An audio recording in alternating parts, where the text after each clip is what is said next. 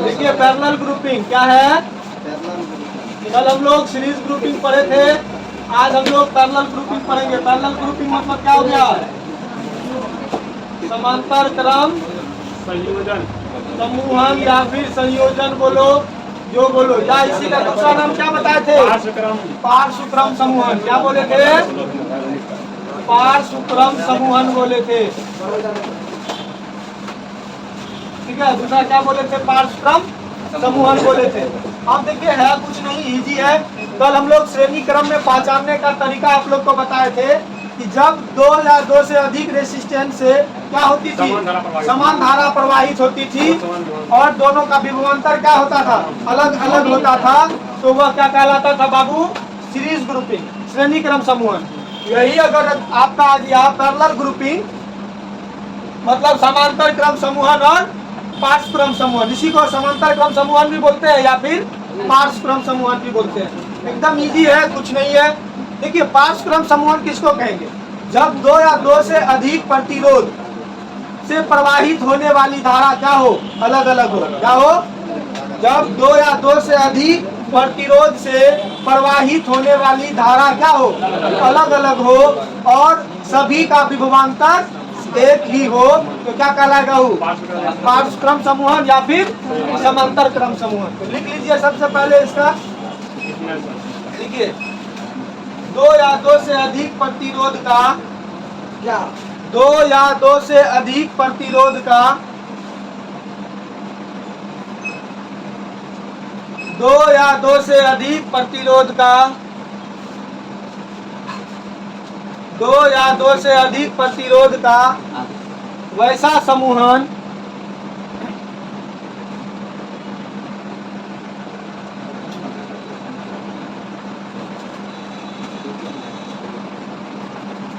जिससे प्रवाहित होने वाली धारा का मान भिन्न भिन्न हो। जिससे प्रवाहित होने वाली धारा का मान भिन्न भिन्न हो।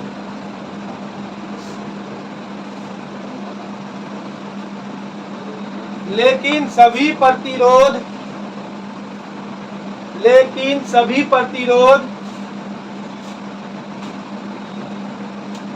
का विभवांतर समान हो।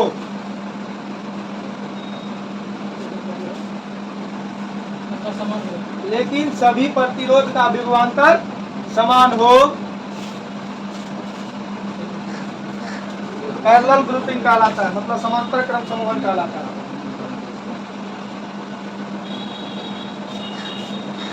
सेम कल वाला ही, लेकिन उसमें क्या था? धारा समान जाता था, इसमें धारा अलग अलग जाएगा। तो अलग अलग जाएगा तो इसको बनाएंगे कैसे? देखिए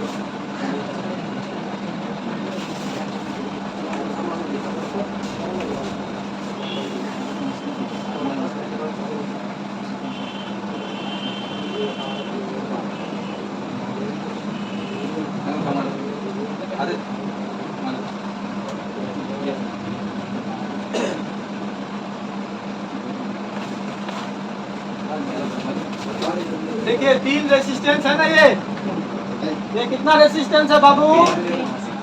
तीन रेसिस्टेंस है और तीनों रेसिस्टेंस क्या हो रहा बाबू? तीनों रेसिस्टेंस है। देखिए ये प्लस, ये माइनस, ये क्या हो गया? Plus minus. तो धारा किधर से होकर जाएगा? इधर से। तो यहाँ देखिए ये पॉइंट ए हो गया और यह पॉइंट बी हो गया। अब देखिए इस कंडीशन में ये है आपका R1, ये है आपका R2 और ये आपका रेसिस्टेंस R3, तीनों जुड़ा हुआ है। अब इसको कैसे समझेंगे कि यह पैरेलल में है? समांतर क्रम में इसको समझने का सबसे आसान तरीका है कि इसमें सभी प्रतिरोध से प्रवाहित होने वाली धारा क्या हो? अलग अलग हो। श्रेणी क्रम में पहचानने के लिए क्या तरीका था? धारा क्या बढ़ रही थी? समान धारा बढ़ रही थी। मतलब I से I जितना इससे गया धारा उतना ही उससे, तीसरे से भी उतना ही जाएगा, तब जाके क्या कहलाएगा? श्रेणी क्रम समूहन। लेकिन समांतर क्रम में क्या बता रहे हैं आप लोग को? कि धारा अलग अलग जाएगी। तो धारा अलग अलग जाएगी तो यहाँ देखिए यहाँ I आएगी ना, I भाव करते हुए कहाँ आएगी? इस पोजीशन पर। और यहाँ देखिए I कितने भागों में बट जा रही है? कै गो तार यहाँ से कै गो? यहाँ देखिए एक नहर से पानी आया, सीधा सिंपल सा वे में समझिए, एक नहर से पानी आया और यहाँ पानी क्या होगा, यहाँ से कितना नहर है, 3 नहर है, तो क्या दुइये को नहर में जाएगा पानी? नहीं, तीनों में जाएगा। तीनों नहर में जाएगा पानी। अब कोई बंद रहेगा तब जाके नहीं जाएगा, लेकिन खुला है तो तीनों नहर में जाएगा पानी। लेकिन क्या पानी की मात्रा सभी से समान ही जाएगी? ये पॉसिबल है? नहीं ना, वो किसी का बराबर या फिर आई के बराबर तो जाएगा नहीं, समान धारा तो जाएगा नहीं। और यहाँ पर ये मान लीजिए कि इससे गया कौन, I1 और इससे गया I2 और इससे गया I3, यही ना गया है। इससे I1 गया, I2 गया और इससे I3 गया। तो इस कंडीशन में देखिए इससे तीनों से धारा अलग अलग प्रवाहित हो रही है नहीं हो रही है? और दोनों ये सभी रेसिस्टेंस 2 पॉइंट के बीच में जुड़े हुए हैं। मतलब कहने का अर्थ सभी का विभवांतर क्या है, भिन्न है नहीं है, समान है। विभवांतर क्या होना चाहिए, समान, लेकिन धारा अलग अलग होनी चाहिए। तो यहाँ देखिए इस पॉइंट पर सभी पानी मिलकर के क्या इस आई के बराबर हो जाएगा, होगा या नहीं होगा? पानी का हम लॉस अगर नहीं करेंगे तो इस आई के इक्वल हो जाएगा ना ये। तो ये वाला अब ये किस ग्रुप में है, हम समझ गए ये किस में है, पैरेलल ग्रुप में, क्योंकि धारा अलग अलग बढ़ रही है। क्या हो रही है, धारा अलग अलग बढ़ रही है और सबका विभवांतर क्या है, समान है। अब इन तीनों के बदले एक ऐसा रेसिस्टेंस को लीजिए जो इसके बराबर हो जाए। किसके बराबर हो जाए, इसके बराबर हो जाए। इन तीनों के बदले एक रेसिस्टेंस ले लिए, क्या ले लिए, आरपी, मतलब equivalence resistance in parallel group. मतलब आरपी मतलब क्या हो गया, पैरेलल। जैसे उसमें क्या लिए थे, आरएस लिए थे ना सीरीज के लिए, जिसमें क्या लेंगे, आरपी। सांकेतिक है, आरपी देंगे तो समझ लेंगे कि यह कौन सा ग्रुप का है, पैरेलल ग्रुप का। तो यहाँ से देखिए, यहाँ से हम जोड़ दिए इसको,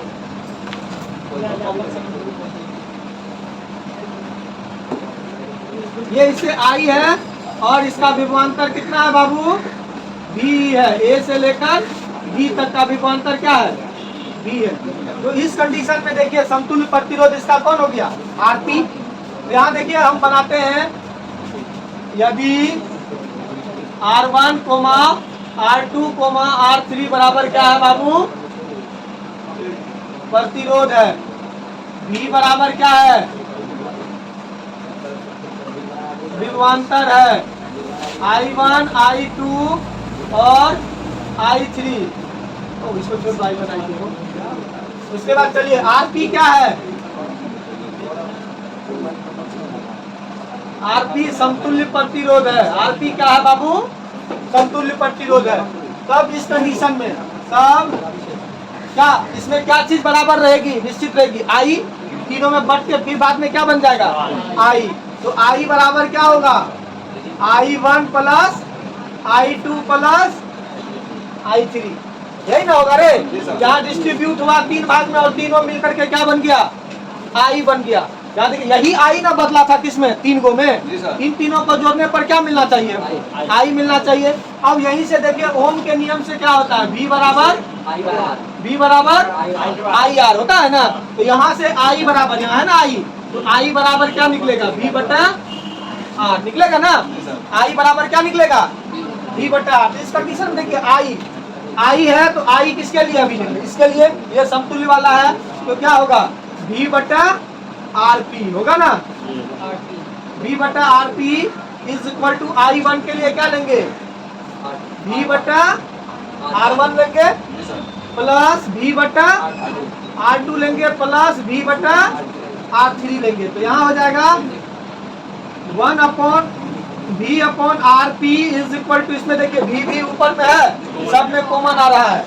तो V बराबर 1/R1 plus 1/R2 plus 1/R3। देखिए V भी कट गया तो क्या बचा यहाँ पर फॉर्मूला, 1/RP बराबर 1/R1 plus 1/R2 plus 1/R3, ये हो गया फॉर्मूला।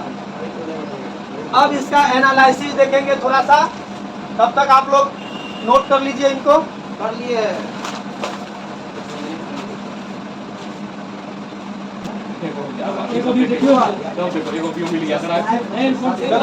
अब इसका एनालिसिस देखते हैं, थोड़ा सा बस एनालिसिस देख लेते हैं, ठीक है। उसके बाद इस पर डिपेंडेंट एक सवाल लेंगे और उसको बनाएंगे, ठीक है।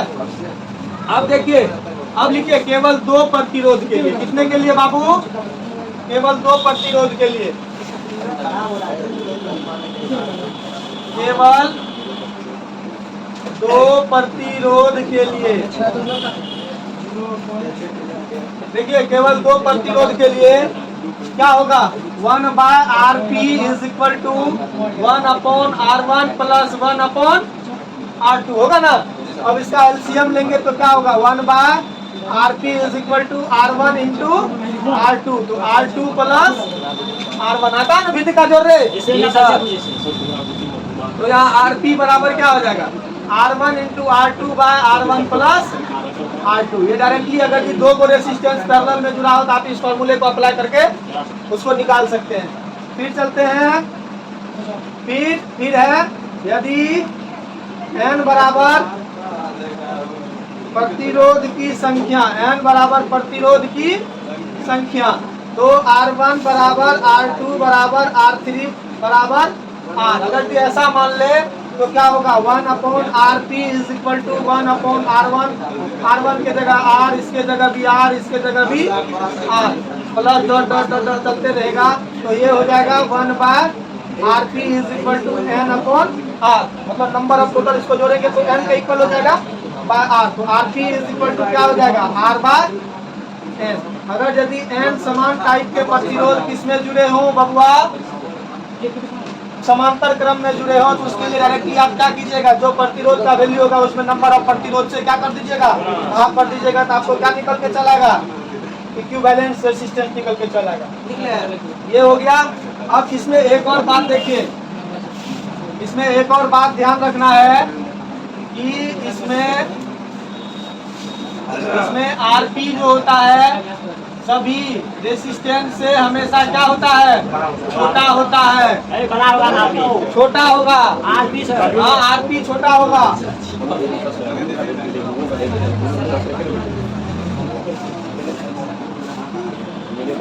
यह हमेशा छोटा होता है। क्यों छोटा होता है? इसका रीजन है, बता देते हैं कि जैसे देखिए ये 1/R1 है, Rp का वैल्यू अगर यदि निकाले तो ये इन दोनों के जोड़ के इक्वल हो जाता है, मतलब ये छोटा होता है। आप करके देखिएगा, जब हम सवाल देंगे तो वहां देखिएगा करके आएगा तो वही आएगा। यहाँ लिखेंगे, जल्दी से लिखिए इसको और लिखिए इसमें। ये 1 मिनट का लिखिए आगे तुरंत हम लोग को ऑनलाइन समझिए। ये तो ढेरी चीज है, देखिए आप व्हाट्सएप पे बता दीजिए। यहाँ देखिए ये वाला, इसमें एक लाइन आप लोग लिख लीजिए, लिख लीजिए। इस स्थिति में लिखिए, इस स्थिति में लिखिए, इस स्थिति में समतुल्य प्रतिरोध का मान सभी प्रतिरोध से छोटा होता है। इस स्थिति में समतुल्य प्रतिरोध का मान, इस स्थिति में समतुल्य प्रतिरोध का मान अन्य प्रतिरोध के मान से छोटा होता है। नोट में लिखेंगे। हाँ नोट में नहीं, ये इसमें लिखना है। अब नीचे में नोट लिखाएंगे। प्रतिरोध का मान अन्य प्रतिरोध के मान से छोटा होता है।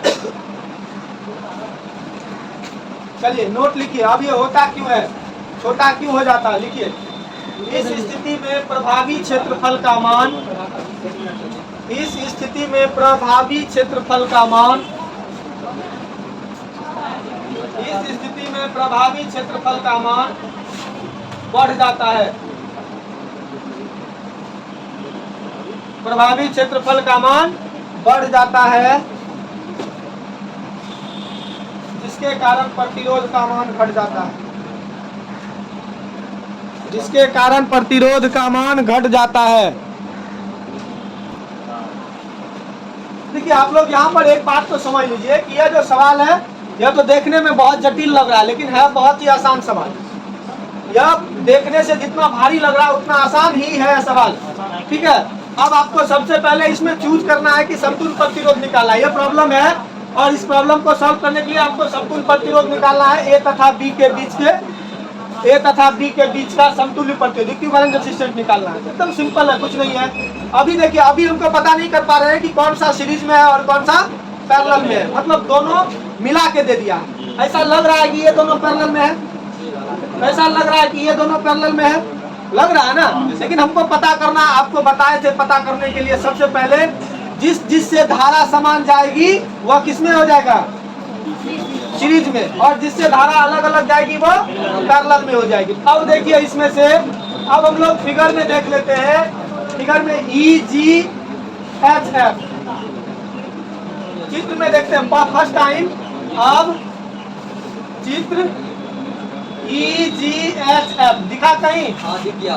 EGHF मान लीजिए कि यहाँ से हम धारा प्रवाह करा रहे हैं आई, तो इससे भी आई जाएगा, इससे भी आई जाएगा और इससे भी आई ही जाएगा। तीनों से क्या जाएगा, समान धारा प्रवाहित हो रहा है।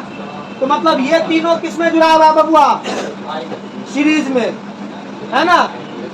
इसमें देखिए आई, यहाँ से आई किधरों बटेगा, नहीं बटेगा, ये आई इससे आई जाएगा और इससे भी आई ही जाएगा। मतलब तीनों प्रतिरोध किसमें जुड़ा हुआ है, आई में जुड़ा हुआ है, सीरीज में जुड़ा हुआ है। तो सीरीज में जुड़ा हुआ है तो सीरीज के लिए क्या फॉर्मूला होगा, में 2 ओम के 3 प्रतिरोध किसमें जुड़ा हुआ बाबू, श्रेणी क्रम में जुड़ा है। किसमें जुड़ा है, श्रेणी क्रम में जुड़ा है। तो क्या होगा, RS इज इक्वल टू क्या होगा, RS इज इक्वल टू क्या होगा, 2 ओम प्लस 2 ओम प्लस 2, नहीं होता formula R1 plus R2 plus R3। तो ये क्या हो जाएगा, 6 ओम हो जाएगा। अब देखिए इन तीनों के बदले यहाँ एक रेसिस्टेंस बनेगा। इसका फिगर कैसा बनेगा जानते हैं, ये तो इधर बनेगा ही EF, यहाँ से यहाँ ऐसे ऐसे ऐसे जाएगा और यहाँ से ऐसे ऐसे ऐसे जाएगा। यहाँ इन तीनों के बदले एक यहाँ बनेगा, ठीक है। जिसका वैल्यू RS है, RS का वैल्यू क्या निकाले हैं, 6 ओम। तो ये यहाँ से यहाँ कितना है, 6 ओम है ना, 6 ओम। अब देखिए अब ये दोनों देखिए, अब यहाँ से अगर धारा प्रवाह कराए आई तो इससे I1 और इससे I2 जाएगा। क्या ये दोनों देखिए किसमें जुड़ा हुआ है, पैरेलल में। धारा अलग अलग जा रही है ना। अगर यदि मान लीजिए इस पॉइंट E पर आई को धारा प्रवाह करवाएंगे तो यहाँ पॉइंट E पर कितने भाग में धारा बट रहा है, 2 भाग में, एक I1 और एक I2 में बट रहा है। इसका मतलब समझ जाइए कि ये दोनों किसमें जुड़ा हुआ है, पैरेलल ग्रुप में जुड़ा हुआ है। तो यहाँ लिखेंगे फिर चित्र किसमें, EGHFE में, EGHFE में 6 ओम के 2 प्रतिरोध किसमें जुड़े हुए हैं, समांतर क्रम में जुड़े हैं। किसमें जुड़े हैं, समांतर क्रम में जुड़े हैं। तो जुड़ा होगा तो क्या होगा, RP होगा वो, RP। तो इसके लिए सिंपल 2 को है तो फॉर्मूला कौन सा लगाएंगे, 2 वाला, R1 इंटू R2। R1 कितना है, 6 ओम गुना 6 ओम बटा 6 ओम प्लस 6 ओम बराबर हो जाएगा 6 के 36 ओम बटा 12 ओम। तो जाएगा 12 36 ओम। कितना हो गया, 3 ओम। मतलब अब जो होगा इन सब के बदले यहाँ एक प्रतिरोध बनेगा, कैसा, ऐसा। ये हो गया 3 ओम, ये भी आपका क्या हो गया 3 ओम, यह भी आपका 3 ओम। तब जाके यहाँ पर कौन हो जाएगा बाबू, ये वाला हो जाएगा 9 ओम, यहाँ हो जाएगा ये 3 ओम, ये भी 3 ओम। तो ये क्या निकला है, RP निकला है ना। तो ये RP है ना रे, RP कितना निकला, 3 ओम। अब ये ऐसा फिगर क्रिएट करेगा। अब देखिए, अब यहाँ से देखिए, अगर यदि हम लोग I यहाँ लाए, यहाँ से I करवाएं तो देखिए तीनों I, तीनों से क्या जा रहा है, समान में जा रहा है। तीनों से I समान जा रहा है, इसका मतलब ये तीनों किसमें है, श्रेणी क्रम में। धारा समान जाने पर क्या होगा, श्रेणी क्रम, और विपरीत अलग अलग धारा जाने पर समांतर क्रम। तो ये I सबसे जा रहा है सेम, तो ये क्या होगा। अब यही बात लिखेंगे CEFD में, फिर CEFD में 3 ओम के 3 प्रतिरोध किसमें जुड़ा हुआ है, श्रेणी क्रम में जुड़ा हुआ है। जुड़ा है तो मतलब RS इज इक्वल टू क्या होगा, 3 ओम प्लस 3 ओम प्लस 3 ओम बराबर क्या हो जाएगा, 9 ओम हो जाएगा ना। अब देखिए यहाँ 9 ओम और ये इनके बदले क्या हो जाएगा, 9 ओम 9 ओम 9 ओम क्या है, सीरीज में कि पैरेलल में। अब इन सब के बदले यहाँ पर से यहाँ से इधर का कितना आ गया, RS के निकाल करके आया तो कितना आ गया, इनके बदले 9 ओम। इस टाइप से यह फिगर बनेगा। आगे यही निकला रे RS, और ये 9 ओम है, इसका वैल्यू कितना है, और ये 4.5 ओम, ये भी 4.5 ओम। अब देखिए ये दोनों यहाँ से आई ले जाएं तो क्या होगा, ये दोनों पैरेलल में है कि सीरीज में है, आई यहाँ से ले जाएं तो ये दो भाग में बटेगा, I1 और I2, तो क्या ये दोनों किस में होगा, पैरेलल में होगा। जैसे पैरेलल में हो गया तो इसका वैल्यू क्या होगी, इसको यहाँ लिखेंगे CEFDC में, फिर चित्र CEFDC में 9 ओम के दो प्रतिरोध किसमें जुड़ा हुआ है बाबू, समांतर क्रम में जुड़ा है, कोई दिक्कत नहीं है। तो RP इज इक्वल टू वही होता है 9 गुना 9 बटे 9 प्लस 9 होगा ना, R1 into R2 bye R1 plus R2, ये हो जाएगा 9 नमा 81, 9 दूनी 18, कितना होगा बताइए तो, ये होगा 9 नमा 81, 9 दूनी 18, 4.5 ओम हो जाएगा, ये 4.5 ओम हो गया। तो अब इसके बदले, इन दोनों के बदले कैसा फिगर बनेगा,